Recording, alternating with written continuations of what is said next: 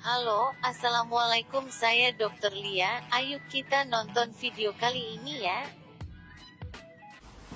Halo, Assalamualaikum warahmatullahi wabarakatuh. Kembali lagi di channel 2 Dokter bersama saya Dr. Lia.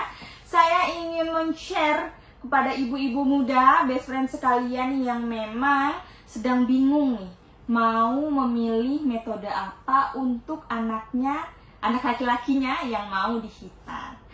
Oke, sebelumnya saya mendedikasikan video ini untuk teman atau sahabat terbaik saya, Nia Purnamaningsi, yang sedang memiliki baby Satria yang akan melakukan hitan, sehingga akan mempermudah Nia maupun ibu-ibu yang lainnya dalam memilih atau menentukan metode apa sih yang mau dipakai.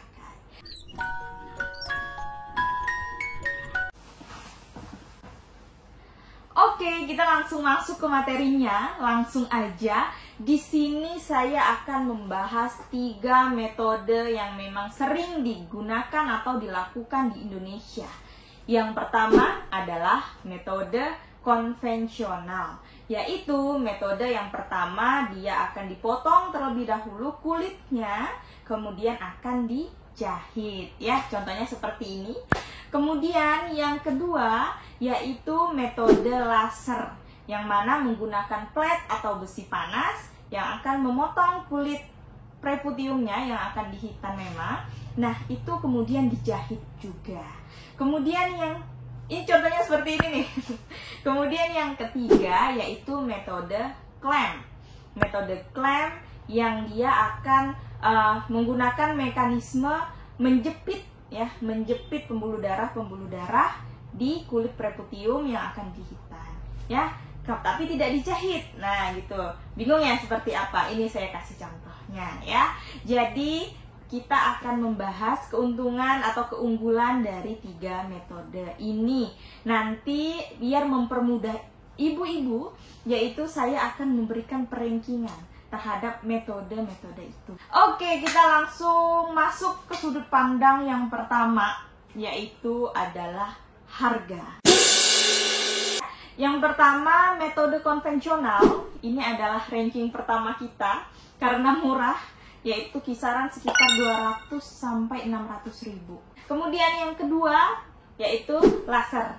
Kalau laser biasanya harganya sekitar 400 sampai 800 ribu.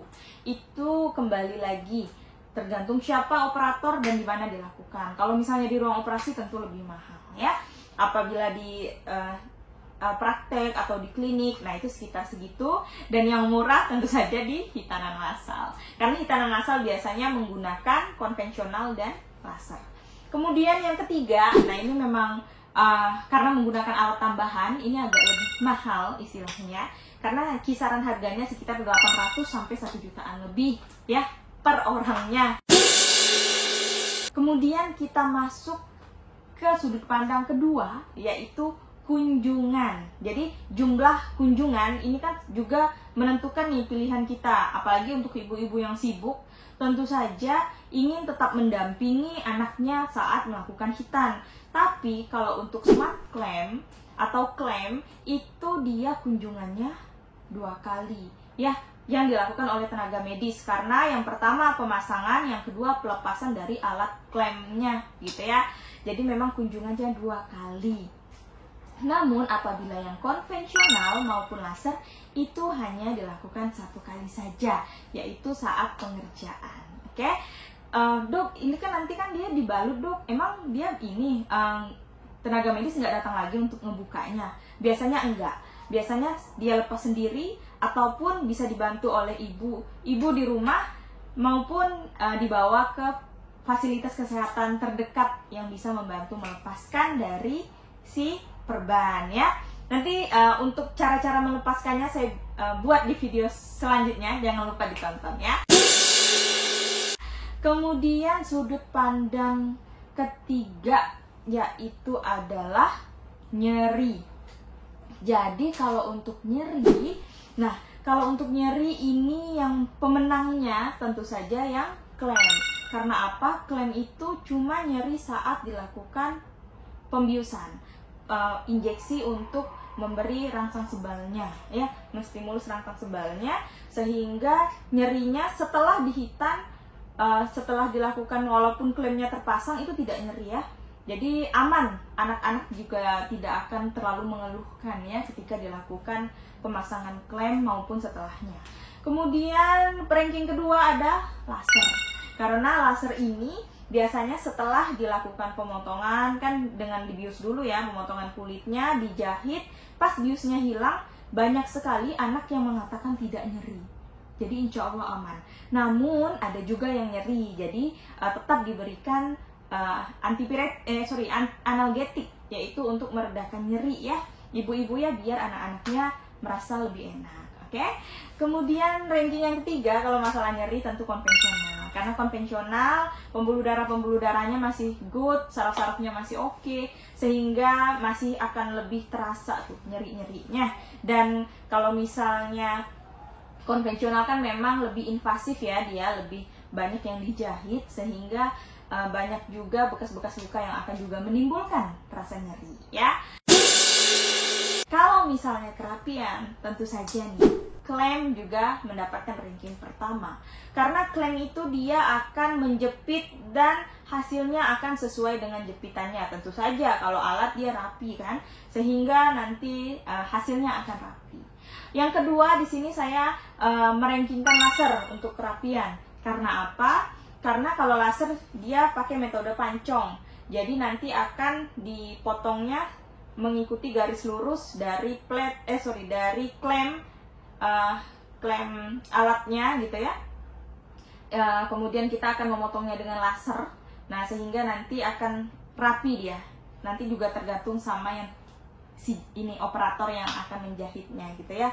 Kemudian yang konvensional, sebenarnya konvensional sama laser ini bisa bertukar posisinya dengan menyesuaikan dengan operatornya, operator yang melakukan hitan. Kalau dia sudah lihai, udah biasa, udah pengalaman, tentu saja hasilnya jauh lebih bagus yang konvensional. Tapi kalau misalnya sama nih, misalnya dia operator yang tidak terlalu berpengalaman, menurut saya yang akan lebih mungkin rapi adalah laser. Oke? Kemudian kita masuk ke sudut pandang selanjutnya, yaitu tentang seksualitas. Wow. Nah, jadi untuk kualitas seksualnya yang lebih mendukung itu adalah metode konvensional dan laser ya. Konvensional dan laser kenapa seperti itu? Karena kalau konvensional dan laser kan dilakukan penjahitan, dan biasanya ketika melakukan penjahitan ada kulit sisa tuh dalam bagian-bagian penjahitannya.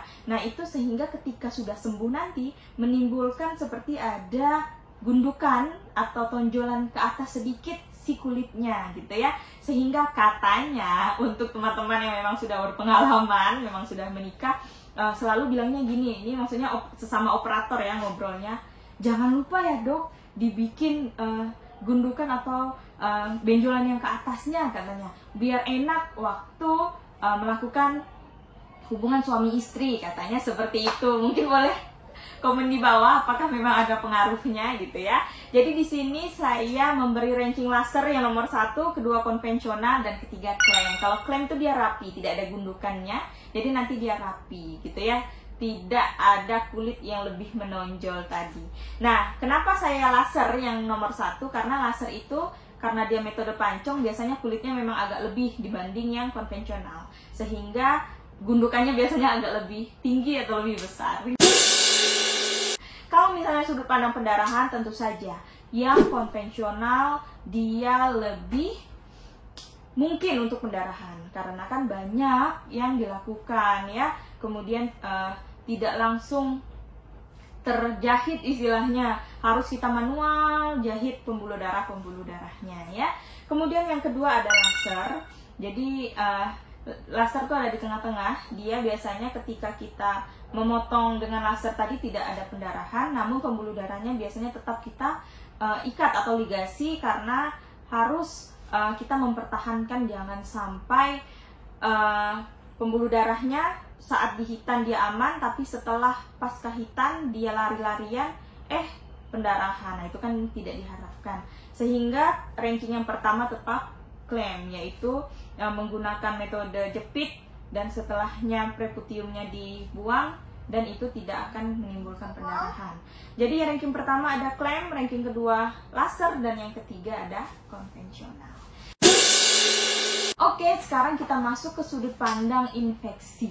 Nah, kalau misalnya pendarahan erat kaitannya dengan infeksi. Semakin besar adanya pendarahan, berarti kan semakin besar ada bukaan luka, semakin besar pula infeksi mungkin terjadi. Sehingga rankingnya sama. Yang pertama, yang paling aman, klem, ranking satunya, ranking 2-nya laser, kemudian ranking 3-nya konvensional. Oke, masuk ke sudut pandang terakhir nih, yaitu perawatan pasca hitannya. Nah, tentu saja ini juga sangat penting nih, karena ini kan sangat mempengaruhi kekhawatiran dari ibu-ibu sekalian. Kalau misalnya kita menggunakan smart clamp, udah habis sunat atau habis hitan, santai aja ibu-ibu di rumah main handphone, masak, nyuci, dan segala macem. Karena anaknya aman, nakesnya tinggal datang lagi di hari kelima untuk dibuka tuh si klampnya. Dia setelah hitan udah bisa langsung berenang, bisa mandi, bisa langsung kocar-kacir kemana-mana gitu ya. Insya Allah pendarahan juga tidak ada. Kemudian kalau misalnya nih menggunakan metode laser, perawatannya sama kurang lebih dengan konvensional. Karena dia kan setelah dijahit, dia dibalut perban. Nah, kalau misalnya nih anak-anaknya larinya tak kemana-mana, nah itu bisa saja terjadi pendarahan setelahnya. Kemudian juga kalau misalnya dia kurang bersih dalam menjaga kasanya, kena air pipis lah, kena basah waktu mandi lah gitu ya, itu tentu saja bisa menjadi lokasi yang paling tepat untuk infeksi berkembang biak gitu ya. Kemudian perlu saya tekankan pada anak yang kondisi penisnya kulup, nah gitu ya, biasanya dia kan memang perlukaannya lebih besar. Karena kulup itu gini, ibu-ibu, ketika ada kulit yang mau dibuang saat dihitan, itu melekat ke kepala dari penisnya. Jadi melekat ke gland penisnya, sehingga kita harus melakukan perlepasan dari perlekatan itu gitu, melepaskan dari perlekatan itu sehingga lepasan-lepasannya tadi bisa menjadi luka ya, seperti luka lecet, sehingga nanti ketika setelah hitan dia akan epitelisasi, inilah apa proses penyembuhannya, dan itu sangat agak mengganggu estetika gitu, tapi nanti insya Allah akan membaik. Sehingga kalau untuk perawatan yang paling aman tentu saja smart clamp, kedua laser, ketiga konvensional. Oke, saya akan tampilkan tabel di sebelah. Ini sangat menunjukkan bahwa memang yang paling saya rekomendasikan sebagai dokter adalah clamp, karena paling minim resiko infeksi, minim nyeri, pendarahan, perawatannya mudah gitu ya. Nah, dan insya Allah lebih steril gitu. Nah, makanya saya sangat menyarankan untuk clamp. Ini kan nilainya 14 ya. Kemudian kalau kedua itu laser dengan nilai 15, karena memang dia kurang lebih, cuma yang paling aman tetap clamp, karena dia juga ada mungkin resiko untuk nyeri, pendarahan, dan lain-lain. Dan yang ketiga ada konvensional. Sebenarnya konvensional ini paling aman juga. Namun kalau ada yang lebih mudah, kenapa kita harus repot-repot? Nah, mudahnya seperti itu kan. Dan tidak lupa saya mengingatkan bahwa ilmu kedokteran ini terus berkembang. Ilmu-ilmu lainnya juga terus berkembang. Bahwa memang untuk saat ini semakin kecil bayi laki-laki dilakukan hitan, semakin besar kemungkinan kita mencegah dari resiko-resiko infeksi maupun penyakit-penyakit lainnya yang berkaitan dengan kemaluan pria. Ya, sehingga best friend sekalian, ibu-ibu sekalian, saya minta tolong tetap selalu edukasi ya, edukasi yang benar terhadap metode hitan, perawatan pasca hitan, maupun pemilihan-pemilihan yang bisa kita lakukan dalam mengambil keputusan terbaik untuk hitan anak kita.